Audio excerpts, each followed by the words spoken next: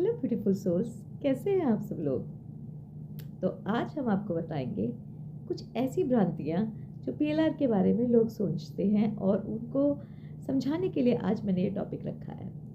देखिए, जो past life regression है उसे आप ऐसा मानिए कि वो कहीं और से नहीं, आप ही के सबकॉन्शियस माइंड में है। अब जैसे कि कुछ लोग अगर पास्ट लाइफ को मानते हैं तो वेल एंड गुड, और जो नहीं मानते हैं उनके लिए भी आप ये सुनिए कि ये कोई जादू मंत्र नहीं है, ये कोई टोना टोटका नहीं है, ये सिर्फ एक आर्ट है। जैसे कि आप सुहानी की वीडियोस देखिएगा, वो एक मेंटलिस्ट है, जैसे कि वो मन की बातें पढ़ लेती है। सिमिलर वे में ये भी एक आर्ट है, जैसे जादूगर कोई अपनी आर्ट दिखाता है, सिमिलर। अब आप उसको समझने की कोशिश कीजिए। आपको ट्रांस में ले जाकर आप ही के सबकॉन्शियस माइंड से कनेक्ट करवा के उसी में से जो विचार निकलते हैं वही एक तरीके से आपकी लाइफ की सारी प्रॉब्लम को सॉल्व करवाता है। अब जो विचार सबकॉन्शियस माइंड में जा चुके हैं, आप समझिए कि वो आपके पास्ट से रिलेटेड है, यानी कि जो आप कर चुके हैं। अब ज़रूरत क्या है कि जैसे आप अगर नहीं समझ पा रहे कि आपकी लाइफ में पैटर्न क्या चल रहे हैं, आपकी लाइफ में प्रॉब्लम्स क्या हैं, तो आप समझिए कि आपकी लाइफ में जो कुछ भी हो रहा है, चाहे वो रिपीटेड पैटर्न्स हों, कोई प्रॉब्लम्स हों, कोई सिचुएशंस हों, जैसे कि लोगों का बार बार आप लोगों को टॉर्चर करना, या फिर आपकी मनी ब्लॉकेजेस, या जो भी पैटर्न हो, आपके रिलेटिव्स का जो तंग करना है, वो सब चीज़ें जब डेली मर्रा आपकी ज़िंदगी में होती हैं तो उनसे जो इमोशंस क्रिएट होते हैं वो आपके सबकॉन्शियस पैटर्न में फिट हो जाते हैं माइंड में। अब क्या होता है कि जब हम आपको ट्रांस में ले जाते हैं तो आप वहाँ कनेक्ट करते हो, आपका माइंड, आप ऐसे भी मान सकते हो, मैं मानती हूँ पास्ट लाइफ्स होती हैं, जो नहीं मानते उनके लिए। तो अब आपको ट्रांस में ले जाकर आपके पास्ट लाइफ से कनेक्ट किया जाता है, यानी उस सबकॉन्शियस माइंड से कनेक्ट किया जाता है जिसने उन सभी पैटर्न्स को लेके या उन सब चीज़ों को लेकर अपने मन में कुछ ना कुछ धारणाएं रखी हैं। अब जो भी आपको दिखाई जा रहा है वो आपकी प्रॉब्लम से ही रिलेटेड है, क्योंकि आपके माइंड में मैं नहीं गई हूँ, आपके जो विचार हैं उनसे ही वो स्टोरीज बनी हैं। चाहे आप उन्हें अपनी पास्ट लाइफ से रिलेटेड समझें या आपकी लाइफ से, जैसे कि एक ड्रीम बन जाता है, आपने ये चीज़ महसूस की, वो चीज़ महसूस करी और फिर एक सपना देखा, सपने में कनेक्टेड चीज़ों को बन के एक स्टोरी बन गई। सिमिलर वे में ये इसी तरह से समझ सकते हैं जो लोग पास्ट लाइफ में बिलीव नहीं करते। अब ज़रूरी क्यों है? ज़रूरी इसलिए है कि आपने नोटिस किया होगा कि जैसे आपके एग्ज़ाम्स आते हैं, एग्ज़ाम्स आने से क्या पहले क्या करते हैं आपके टीचर्स, आपके सभी टीचर्स आपकी सारी नोटबुक्स सबमिट करवा लेते हैं ताकि उनका प्रॉपर करेक्शन हो सके, और प्रॉपर करेक्शन के बाद वो नोटबुक्स आपको मिले। आप कोई मिस्टेक ना करें अपने एग्ज़ाम में, आप जो मिस्टेक्स पहले से की हुई थी उन्हीं को दोबारा लर्न करके अपना टेस्ट ना दें, ताकि आपके ग्रेड्स अच्छे रहें, आप नेक्स्ट क्लास में अपग्रेड किए जा सकें। इसी तरह से जो ये पास्ट लाइफ की एक जो ज़रूरत है वो यही है कि अगर अपने आप पैटर्न को, अपनी प्रॉब्लम्स को आप खुद रिजॉल्व कर सकते हैं, खुद समझ सकते हैं इस डेली रोज़मर्रा की ज़िंदगी में, तो कोई ज़रूरत नहीं है। तो आप बहुत होशियार हैं, अपनी चीज़ों को रिजॉल्व कर सकते हैं। ये आपकी बरसों की तपस्या कह लो या आपके लाइफ जीने का पैटर्न कह लो, वो है। कभी कभी हम स्टक कर जाते हैं क्योंकि हम प्रॉब्लम्स भी फेस कर रहे होते हैं और हमको सॉल्यूशन भी एकदम चाहिए होता है। उस टाइम पे ज़रूरत पड़ती है पास्ट लाइफ की, हाँ, रिग्रेशन की। उस टाइम पे हम वहाँ जाते हैं, चीज़ों को समझते हैं, और जब हम थर्ड व्यू से उन चीज़ों को देखते हैं कि अब आप थर्ड व्यूअर बन के उनको समझने की कोशिश कर रहे हो, तो आपको इजीली चीज़ें समझ आती हैं और आप रिजॉल्व भी कर पाते हो।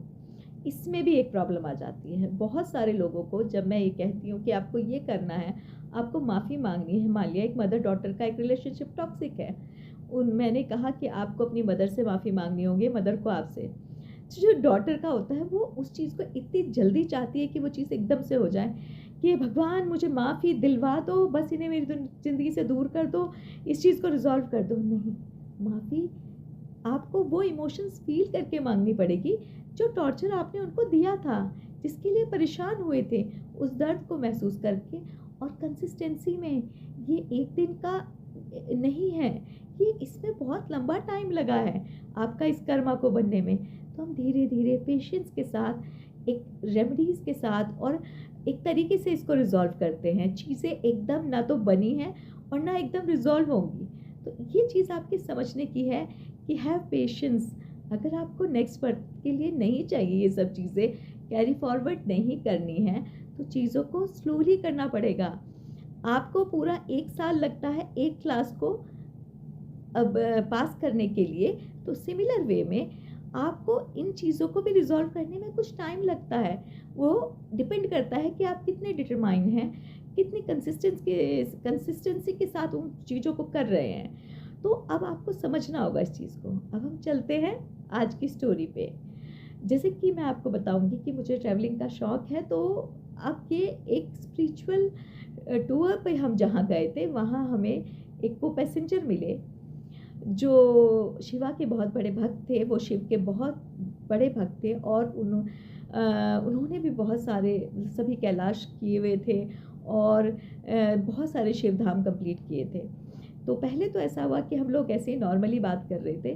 फिर जब हम उस जगह पहुँचे तो वहाँ पे बोनफायर चल रहा था और अलग-अलग जगह से, कोई गुजरात से, कोई राजस्थान से, कई जगह से लोग आए। हम लोग बात करने लगे। तो मेरे साथ ऐसा हुआ कि सब लोगों ने जैसे अपनी कहानियाँ खोलनी शुरू कर दी और हम बात करते गए। मुझे भी लर्निंग मिलती रही, उन्हें भी सॉल्यूशन मिलते रहे। ऐसा लगा जैसे मैं इस जर्नी पर आई नहीं हूँ, मुझे बुलाया गया है कुछ सीखने के लिए और कुछ सिखाने के लिए। वापस आते वक़्त शुरू में हमारी उनसे कोई बात नहीं हुई, लेकिन वापस आते वक़्त मैंने उन्हें उनके बारे में कुछ चीज़ें बताई। उनकी वो चीज़ें सारी मोस्टली सही निकली। अब उन्होंने पूछा, दीदी आप करते क्या हो? तो मैंने कहा वैसे तो मैं एक टीचर हूँ, लेकिन मैं पास्ट लाइफ भी करती हूँ, पास्ट लाइफ हीलिंग भी करती हूँ। तो तब उन्होंने कुछ नहीं कहा, लेकिन वापस आने के बाद हम लोगों का एक ग्रुप बन गया था। उन्होंने मुझे मैसेज किया कि उन्हें भी करवाना है अपना पास्ट लाइफ रिग्रेशन। तो जब हमने उनका पास्ट लाइफ रिग्रेशन किया, उससे पहले उन्होंने मुझसे कुछ क्वेश्चंस पूछे कि दी आज आपको मैं ये बातें बता रहा हूँ कि पहला क्वेश्चन तो मुझे ये पूछना है कि शिवा की तरफ मेरा इतना इंक्लिनेशन क्यों है, मैं इतना अकेलापन क्यों फील करता हूँ। दूसरा मुझे ये पूछना है कि मेरी लाइफ में एक लड़की आई जिसके बारे में मैंने उन्हें वही गाड़ी में बता दिया था, इसलिए उन्होंने मुझसे शेयर करना भी ईजी समझा। मेरी लाइफ में एक लड़की आई जिससे मुझे बहुत अट्रैक्शन हुआ। बाद में मुझे ये बात उसने नहीं बताई कि वो मैरिड है और मैं भी उसके प्रति प्यार फील करने लगा। लेकिन बाद में मैंने बहुत ठगा सा महसूस करा, लेकिन मैं अपनी स्टेप पीछे भी नहीं ले पाया और मैंने जो उनको आता था, जो उनकी विद्या थी, वो उनको भी सिखाई। वो कुछ हेल्थ रिलेटेड चीज़ें करवाते हैं, मैं प्रॉपर्ली उनको नहीं बताऊंगी, मतलब उनका नहीं लूँगी क्योंकि उससे फिर उनके बारे में सभी को पता चल जाएगा। तो वैसे वो यहाँ से नहीं बिलोंग करते, देहरादून से नहीं है, कहीं दूर से है। तो उन्होंने उनको सब सिखाया और वो जो लड़की थी, जब उससे पूछा गया कि तुमने ऐसा झूठ क्यों बोला, तो उसने बताया कि जो मेरी लाइफ में बहुत प्रॉब्लम्स चल रही हैं, जो मेरे हस्बैंड से मेरे इश्यूज चल रहे हैं, वो कुछ इस तरह से हैं कि उनके हस्बैंड भी उस टाइम पे उनको बहुत ज़्यादा टॉर्चर कर रहे थे, चीट भी कर रहे थे और वो बहुत परेशान थी। उनको ऐसा लग रहा था कि जो प्यार इनकी तरफ से उन्हें मिल रहा है, अगर वो बता देंगी तो ये मुझसे दूर हो जाएगा। और इसी कश्मकश में उन्होंने उनसे कुछ नहीं बताया और उनके साथ ये फ्रेंडशिप जारी रखी, पर फिर दोनों के बीच एक अट्रैक्शन हो गया। पर जैसे ही पता चला तो उन्होंने अपने आप को धीरे धीरे, जो ये सर थे, इन्होंने अपने आप को दूर करना शुरू करा। अब वो पीड़ा उस लड़की से सहन नहीं हो पा रही थी कि ऐसा क्यों हो रहा है, इनसे भी नहीं हो पा रही थी। ये भी बहुत दुखी थे कि क्यों ही हुआ, वैसे तो इस उम्र तक मुझे नहीं हुआ तो भी इस तरह से हुआ। और वो लड़की उनसे लगभग कई साल बड़ी भी थी, तो कुछ चीज़ें छुपाई गई, तो उनको दुख भी बहुत ज़्यादा था। वो उदास थे इन चीज़ों के लिए कि पहले तो ईश्वर ने प्रेम लाया नहीं, लाया तो इस तरह से लाया। अब उन्हें ये पास्ट लाइफ रिग्रेशन करवाना था तो उन्होंने करवाया। और एक उनकी प्रॉब्लम ये थी कि उनके एक गुरु थे जो उनको ना, मतलब उन्होंने विद्या ज़रूर सिखाई बट बहुत टॉर्चर सा करते रहते, बार बार इस चीज़ को बहुत प्राउडली कहते थे कि तुम इस लायक नहीं हो बट मैंने तुम्हें सिखा दिया, तुम बहुत उनको बेइज्जती सी करते रहते थे चीज़ों को लेके। अब उनको ऐसा लगता था कि काश मैं उनको क्लियरली बता सकूं कि सर, विद्या सिखाना एक अलग चीज़ है, पर सबको रिस्पेक्ट चाहिए होती है, प्यार चाहिए होता है, तभी वो चीज़ आगे फ्लॉरिश करती है। तो उन्होंने बोला कि इन गुरु से मेरा क्या है जो मैं नहीं बता पाता, जो मैंने स्ट्रेट फॉरवर्डली नहीं कह पाता। अब हम इनके पास लाइफ में जाते हैं तो ये एक घर में अपने आप को देखते हैं जिसमें जो इनकी आज की माँ है वही इनकी माँ है, लेकिन जो फादर फिगर है वो ये गुरु है, और जो वो लड़की है वो इनकी वाइफ है। तो अब ये जो इनके फादर फिगर है, ये इस लड़की को पसंद नहीं करते किसी कारणवश। उस जन्म में, इस जन्म में भी यही है कि वो उनसे नाराज़ थे कि तुमने ये विद्या इन्हें क्यों सिखाई, तुम्हारा कोई फ़र्ज़ नहीं बनता, तुम्हें पहले मुझसे परमिशन लेनी थी। तो ये कह रहे थे कि जब मैंने सीख ली और मैं और लोगों को भी सिखा रहा हूँ तो मैं इसे भी सिखा सकता था। तो इस चीज़ पे इनका बहुत बहस था। तो इन्होंने पास्ट लाइफ में देखा कि वहाँ भी इनके जो फादर हैं वो इन्हें पसंद नहीं करते हैं। तो फिर उसके बाद ये दिखाया जाता है कि इनके फादर इन्हें किसी युद्ध पे भेजते हैं और लंबे टाइम वो वहीं रहते हैं। तो इनकी वाइफ को बहुत दुख भरी फीलिंग आती है कि इन्हें टाइम नहीं मिल पाता है।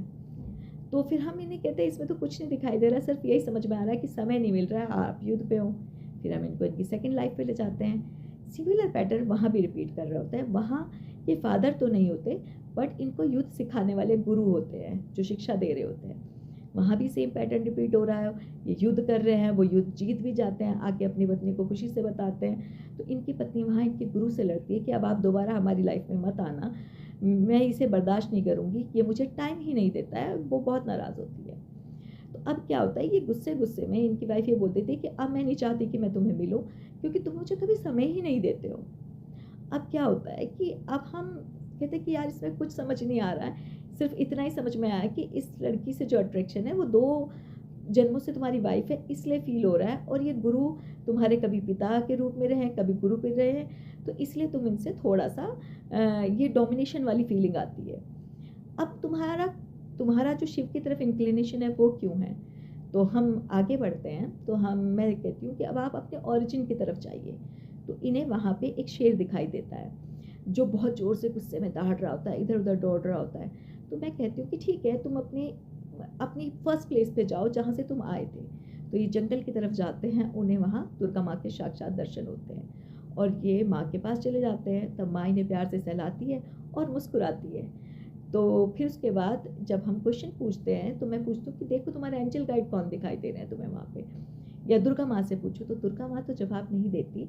इनको एंजल गाइड के रूप में दिखाई देता है कि मैं पीली साड़ी पहने वहाँ खड़ी हूँ और मैं ही इनके सवालों के जवाब दे रही हूँ। तो इनका पहला सवाल होता है कि इस लड़की से मेरा क्या कनेक्शन है, क्या मेरी ट्विन फ्लेम या सोलमेट है? तो उधर से मैं नहीं, यहाँ से उधर से वो बोलती है जो एनर्जी मेरे रूप में आई थी कि नहीं, ये ना सोलमेट है ना ट्विन फ्लेम है, एक सहायक आत्मा है और जो अपना काम करके पूरा चली जाएगी। ये गुरु कौन है, ये मेरी लाइफ में कोई इंपॉर्टेंट पार्ट प्ले कर रहे हैं? तो बताते कि नहीं, ये भी कोई इंपॉर्टेंट पार्ट नहीं, सिर्फ एक सहायक सोल है, आपको सिखा के इसने भी चले जाना है, इनसे आपका कोई मतलब नहीं है, ना कोई एक तरह की कार्मिक है ना कुछ है, बस एक पार्ट प्ले करने आया है। अब क्या होता है कि ये पूछते हैं कि माँ, जब मैं आपके ही पास रहता था, आपका शेर था, तो आपने मुझे क्यों अपने से दूर किया, मुझे क्यों ऐसी दुनिया में भेजा?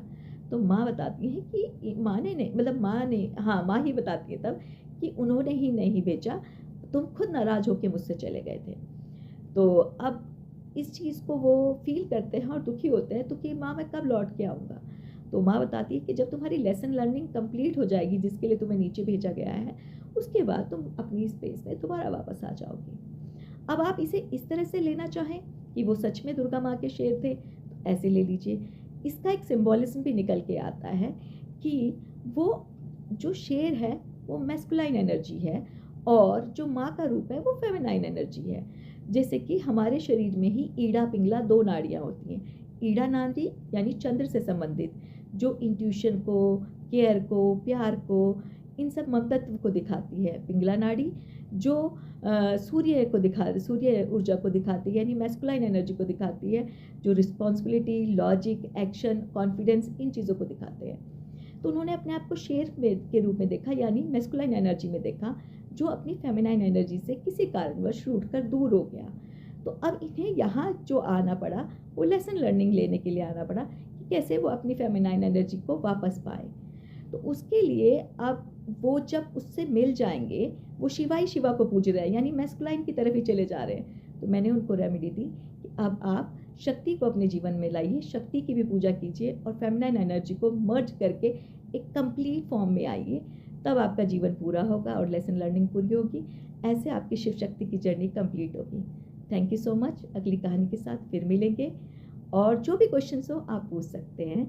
ताकि मैं उनके जवाब दे सकूँ और आपके सॉल्व कर सकूँ प्रॉब्लम्स को। बाय।